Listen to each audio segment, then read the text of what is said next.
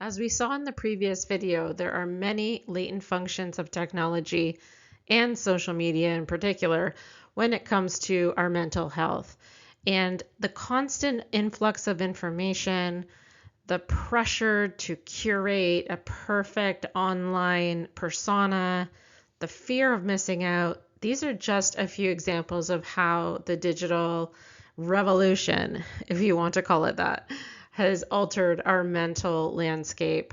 And there are many factors that contribute to feelings of anxiety and loneliness and stress online and when we interact with technology. And so we're going to look at some of the contributing factors that affect us.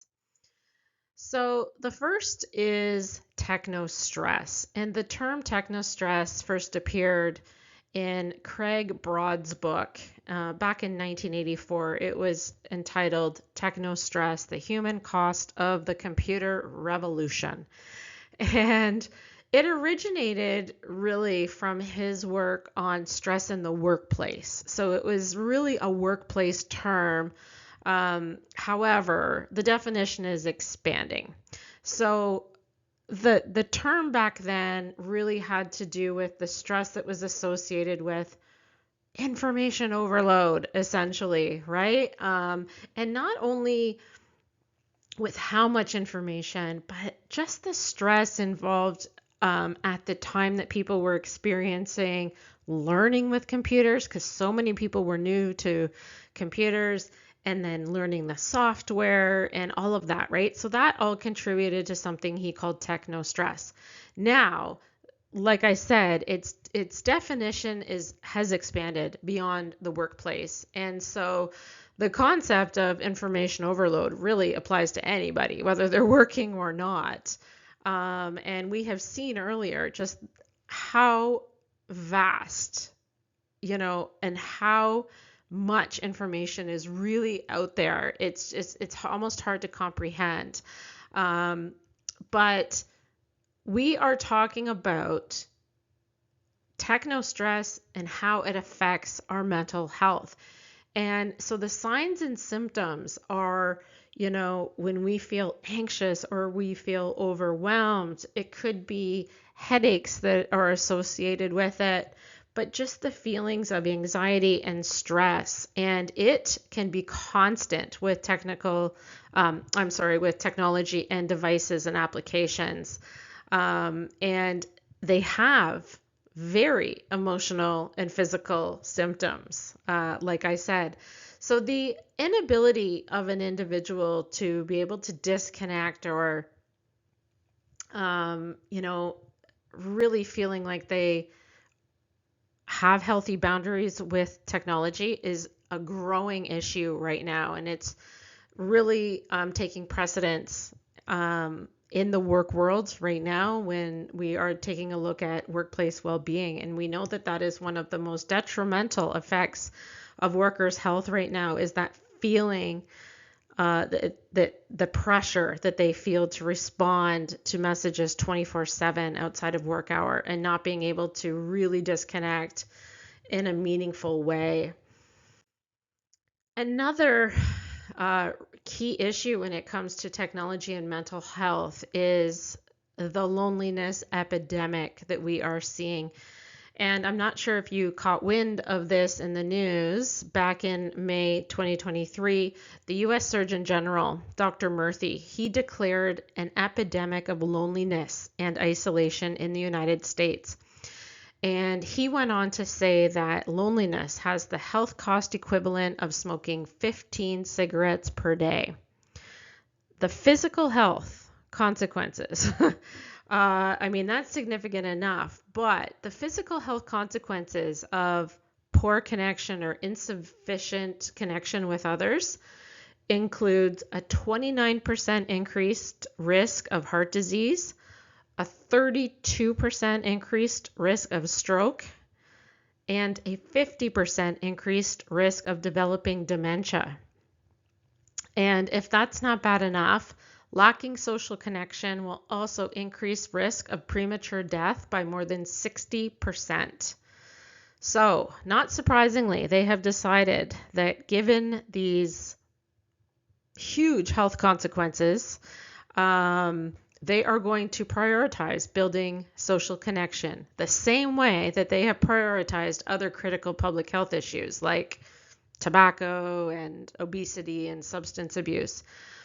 So in this same press release, they announced that they are going to build a country that is healthier, more resilient, and of course, more connected than ever before. The interesting thing is that a technology reform is part of that plan because they recognize the link between technology use and increased loneliness and isolation. And their reform, they want to reform their digital environment, and they want to ensure that how we interact digitally does not detract people from meaningful connections with others. And so they have made this a priority. And the thing is, this isn't just the United States. This is happening globally. And we know that this is a global issue. This is not an isolated issue in the United States. They are the ones that, like I said, went very public with it earlier this year. However, this is definitely a global issue.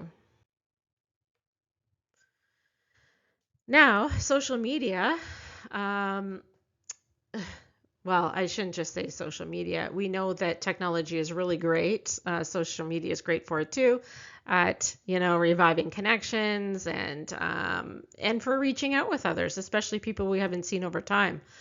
But we do know that it does affect the dynamics of relationships. And we know that things like excessive dependence on technology, for instance, it can lead to neglecting a person's interactions with others in person, face to face. And that can lead to strained relationships and, again, feelings of isolation. And studies have shown that ignoring your partner in favor of your cell phone, it is very commonplace in marriages. They've studied couples. There was a Chinese study actually that was done, surveyed more than 2,000 married adults, and they found that overuse of cell phones leads to greater marital dissatisfaction. So we do know that they can have effects on relationships as well, which of course in turn affect our mental health. And I have to ask you, how does it feel when you're having a conversation with someone and they pull out their phone?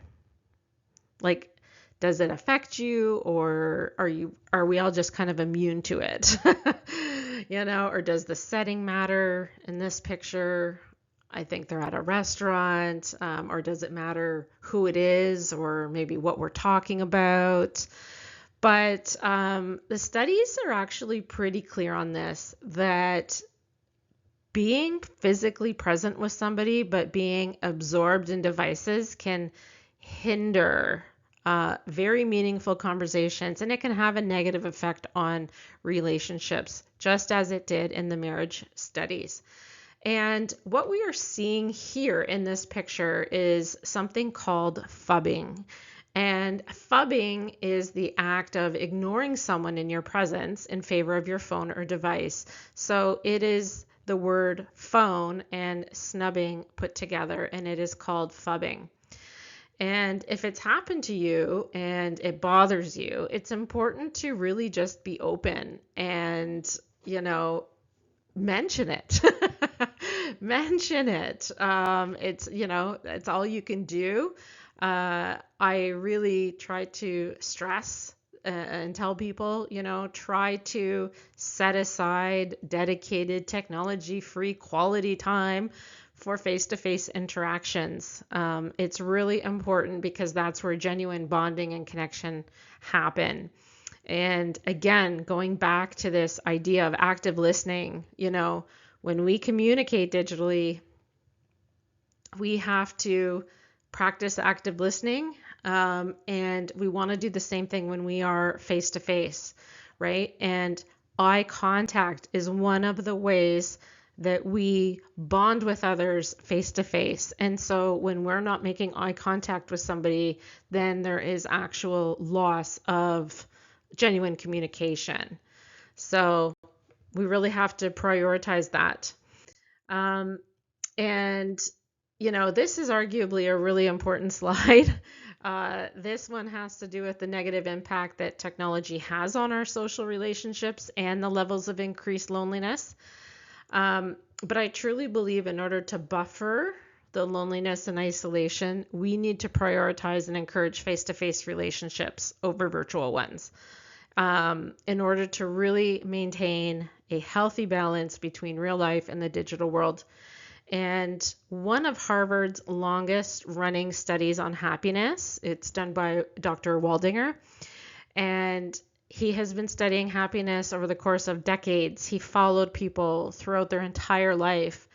And the number one, that number one key to a successful and happy life, what keeps us happier, what keeps us healthier, it's not money, it's not what we do for a living. It's a healthy, loving, quality relationship, right? Relationships with others, connections with others. And so we need to nurture those more. And unfortunately, though, one of the most discouraging statistics, at least to me, is that the youth of today, Gen Z, iGen, born 1995 and beyond, they have spent less time with their friends in person than any previous generation ever has. And so you can't discount that fact when we take a look at these unprecedented levels of anxiety and depression and loneliness that this generation is experiencing, right? Do you know that only 25% of teens spend time with friends in person outside of school on a daily basis? Only 25% spend time with friends in person outside of school on a daily basis. And that is because they are replacing that with digital time instead. Teens today also date less than any previous generation. Again, going back to that lacking face-to-face time. So I can't stress that enough. To buffer the loneliness and isolation, we really need to encourage those face-to-face relationships. And the data is very clear that none of us at any stage and any age believe that online interactions are as satisfying or of the same quality of interactions as those done in person. Those studies have been replicated time and time again. Now, that's not saying this is true for everybody, and it may not be true for some of you that are listening.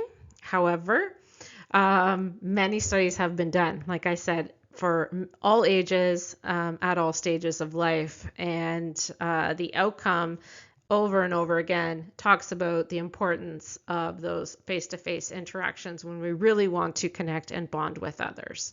So I'll leave you with that thought.